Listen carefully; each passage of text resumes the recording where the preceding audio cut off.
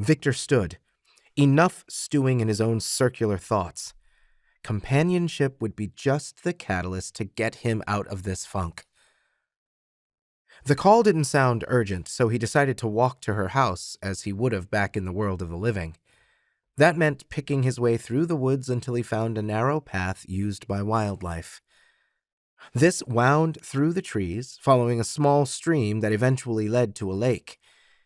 He had certainly made a few memories there. His head turned toward one of the houses that sat on the ridge of a small valley. As he walked toward it, he thought of how nice it would be to climb the wooden steps to the back porch, open the sliding glass door, and get a bite to eat from the sweet but perpetually worried guy who lived there. As he neared, his wish just about came true. The back door slid open, and a young man with gangly limbs stepped outside, the sun catching his long blonde hair and causing it to glow with a golden aura, making it appear even more like a mane. "Who's that strange boy in my backyard?" Jace said as he walked to the railing. "And why am I speaking my internal dialogue aloud?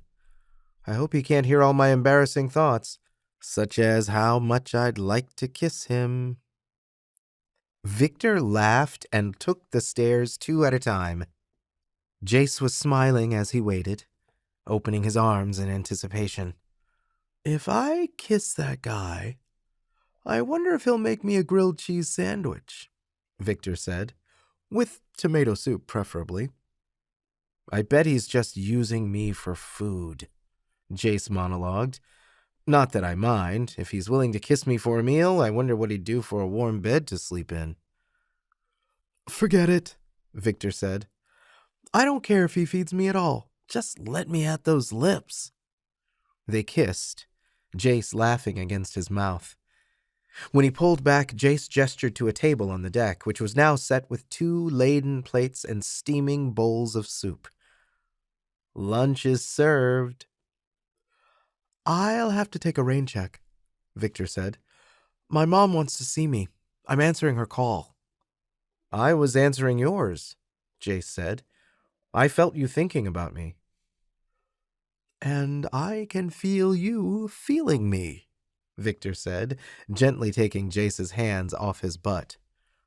Jace smirked shamelessly. "You've been gone longer than usual. I've missed you." "Sorry," Victor said, tapping his temple. "I've been lost in my thoughts lately." "Still trying to solve the mysteries of the universe?" "My own personal universe, maybe," he replied. Jace's expression became somber as he appeared to age a few years, although his hair remained long. "Are you okay? Do you want to talk about it?" "I'm fine," Victor assured him, but the answer didn't resonate with his soul, and they both felt it. "We could meet later," Jace suggested, "after you've seen your mother." Victor recognized the look of concern. He had raged against it when they were alive, refusing Jace's help and dooming himself to a grisly fate. He wouldn't make that same mistake again. "I'd appreciate that," Victor said. "We can catch up and talk about everything then." "Sounds good," Jace said, his features youthful again. "Do you want me to give you a ride to your mom's house?" Victor smiled. "Sure." "Great, I'll meet you out front. I have to open the garage." Victor watched him disappear into the house.